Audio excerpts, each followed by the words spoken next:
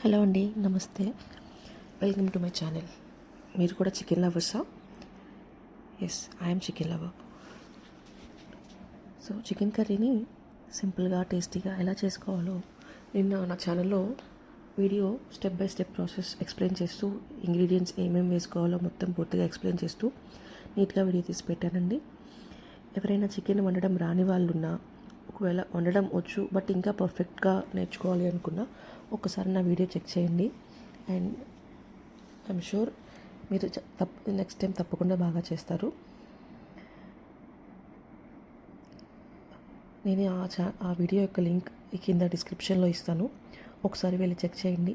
మీకు నా వీడియో నచ్చినట్లయితే తప్పకుండా సబ్స్క్రైబ్ చేయండి.